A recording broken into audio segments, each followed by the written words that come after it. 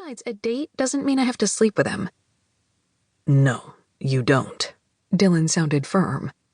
In fact, it would probably be a lot smarter if you didn't. Establish a connection. Examine what you feel in an intimate setting. She raised a brow. By intimate, I mean that cozy dinner you mentioned you were going to. Oh, yeah, that. He laughed, and she sighed inside. Too bad Dylan, like the rest of his brothers, had already been nabbed. All the Warrens were handsome and genuine. She could only hope Brian Goode, her date the next evening, turned out even half as charming. Fingers crossed, she made small talk with Dylan about his brothers and their girlfriends, her best friends, and tried to ignore the way her heart raced at remembrances of Brian's bright blue eyes and deep, husky voice. The next evening, sitting in one of the nicest, priciest restaurants in downtown Augusta, Faith did her best to focus on the menu and not the blonde god sitting across from her.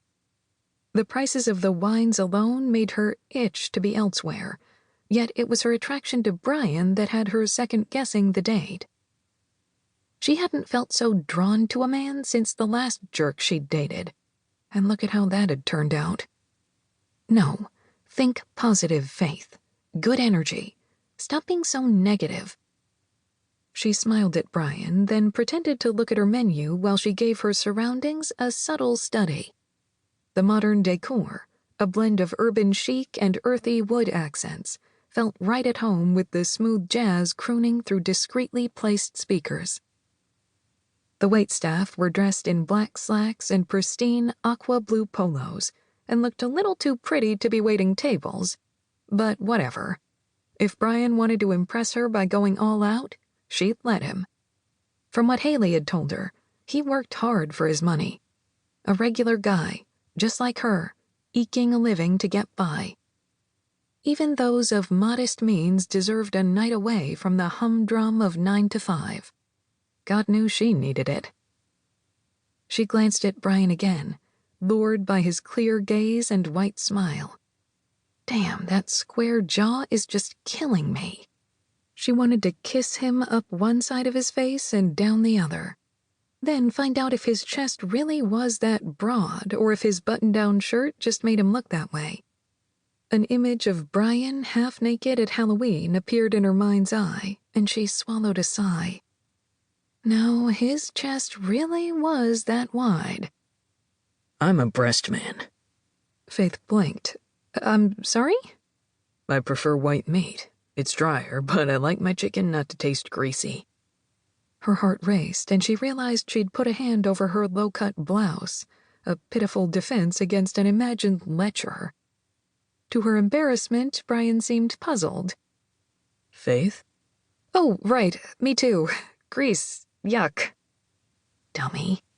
She realized he'd been talking about the items on the menu that she'd pretended to be so absorbed in. She had to stop reading into everything the poor man said. For once, she'd found a decent guy. Time to relax and enjoy her date, instead of waiting for the other shoe to drop. I like to keep healthy.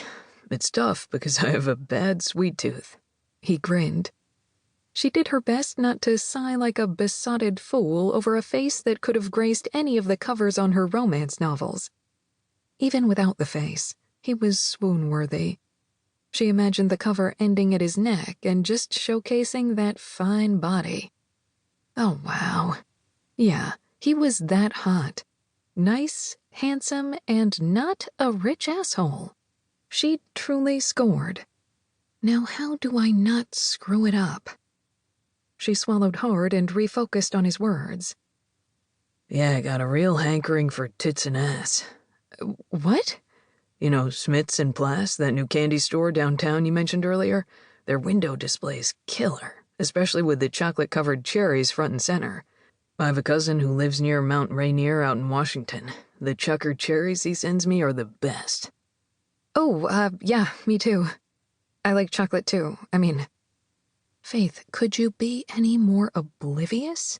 But in her defense, Brian appealed to her on every level. She'd always been a sucker for blondes, and looks, and charm, and hot, hot bodies.